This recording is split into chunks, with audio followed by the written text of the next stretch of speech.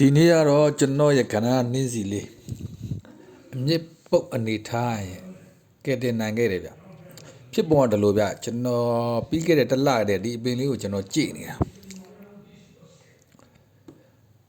ရွက်ကလည်းတိတ်မထွက်ဘူးအပင်လည်းနည်းနည်းညှိုးချုပ်ခိုင်းလေးတွေညှိုးကျင်ပုံပေါက်တယ်ပေါ့ဒါနဲ့ကျွန်တော်ကဒီအမြင့်ပုတ်များပုတ်တလားပေါ့ဒါမှမဟုတ်လေကျွန်တော်ဒီအပင်ကိုကျွန်တော်ပစ်ထားတာက2 နှစ်လောက်ရှိပြီဆိုတော့ကျွန်တော်ဒီအမြင့်လဲပေါ်လိုက်မယ်ပေါ့ပေါ်ပြီးတော့မလိုအပ်တဲ့အမြင့်လဲရှင်းလိုက်မယ်တကယ်လို့ဒီပုတ်တဲ့လက္ခဏာတွေ့ရင်လဲကျွန်တော်တော့ဖြတ်တောက်ပြီးတော့ပြန်ပြီးမွေးမယ်ပေါ့အဲ့လိုနဲ့ပဲကျွန်တော်ရှင်းကြည့်လိုက်တာဗျခုလိုလေးကျွန်တော်လိုအပ်တဲ့ဒီမြေကြီးတွေဖယ်ကြည့်လိုက်တဲ့အချိန်မှာဒီမြစ်ကိုစီးလိုက်တော့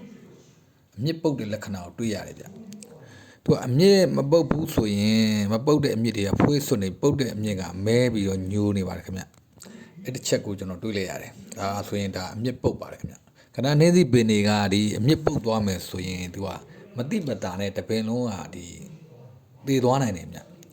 အပင်အရန်တမ်းမညိုးပဲနဲ့တဖြည်းချင်းသေသွားတာခင်ဗျဒါအတိမြန်လို့ပြီးလို့ပါခင်ဗျမိတ်ဆွေတို့လည်းခဏနှင်းစီပင်တွေစိုက်မယ်ဆိုရင်အခုလိုလေးဒီအပင်လေးကိုဂရုတစိုက်ကြည့်မယ်ဆိုရင်တော့ဒီအချိန်မီကုသနိုင်ပါတယ်တချို့အပင်တွေဆိုရင်နှစ်ပေါင်း10နှစ်15နှစ်နှစ်20တွေရှိပါတယ်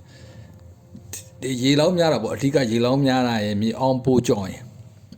ထိခိုက်တန်ရာတစ်ခါကျတော့ဒီမြေဆွပင်းကိုထိခိုက်တန်ရာလေးရသွားတာတော့အဲ့လိုလေးလည်းရှိပါတယ်မြေအောင်ပိုးကြောင်လည်းဒီအမြစ်တွေကိုက်ဖက်ပြီးတော့ပုတ်သွားတာလည်းရှိပါတယ်အမျိုးပေါ့ရေလောင်းများတာလည်းရှိပါတယ်အဓိကရေလောင်းများတာကပို့ပြီးတော့ဖြစ်လွယ်ပါတယ်ဆောင်းတွင်းဆိုရင်ကျွန်တော်တို့ဒီကနာနှင်းစီပင်တွေကိုဒီ9ရက်တစ်ချိန်လောက်လောင်းတာအကောင်းဆုံးပါပဲခုလေးကျွန်တော်ခုလိုလေးပဲအမြစ်ကိုအကုန်ဖယ်လိုက်တော့ပေါ့လိုအပ်တာဖယ်ပြီးဒီပုတ်နေတဲ့အမြစ်ကိုကျွန်တော်အခုဖယ်ထုတ်တာပါဒီမှာပါအမြစ်ကကျွန်တော်ပုတ်မယ်ဆိုရင်ဒီသူ့ရဲ့အမြစ်ကလုံးဝရွယ်ရိသွားတာပေါ့အဲ့ဒါအပေါ်လိုက်ပြီးတပင်လုံးသေသွားတယ်ဗျမတိမတာနဲ့သူကတည်သွားတယ်အပေါ်မှာကတော့ဒီမြေကြီးပေါ်မှာအပင်ကတော့ဒီကြီးလိုက်ရင်တော့လမ်းနေတယ်လို့ပဲဒါပေမဲ့အတွင်းထဲမှာသူကလိုက်စားပြီးတည်သွားနိုင်ပါတယ်မိတ်ဆွေတို့လည်းဒီအပင်တွေကိုစိုက်ကြပါခဏနေသည့်ပင်တွေစိုက်ကြပါလို့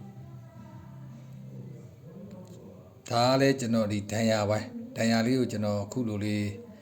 ဆေးဆက်ပြီးတော့ကျွန်တော်ကဒဏ်ရာတွေကိုဘယ်လိုခေါ်မလဲကြက်အောင်ပေါ့ကြက်အောင်ဒီထုံးတို့ပေးရမယ်ထုံးတို့တယ်ကျွန်တော်တော့ထုံးတို့တယ်ပေါ့ဗျာထုံးတို့ပြီးကျွန်တော်ကတော့4-5ရက်လောက်တော့ဒီအပင်ကိုပစ်ထားလိုက်ရမှာဒဏ်ရာကြက်အောင်လို့ဒီအပင်တွေက4-5ရက်မကပါဘူးတစ်လလောက်ပစ်ထားလဲဒါမသေးဘူးခင်ဗျဒီအပင်တွေကတန်းအသက်အရန်နဲ့ပြင်းနေပေါ့ခင်ဗျာ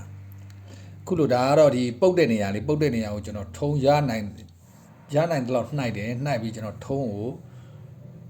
ဒီဝန်နိုင်တဲ့လောက်ကိုထုံးအထဲထဲကိုတို့ပြီးတော့ကျွန်တော်ကျန်တဲ့ဖြတ်တဲ့စာတွေရောကျွန်တော်ထုံးတို့မှာပါဒါကတော့ဒီအမြင့်ပုတ်တဲ့အားလေးတွေ3-5ခုပေါ့အမြင့်ပုတ်ရင်တော့ခုလိုလေးဆွေးမြေ့သွားတယ်ခင်ဗျ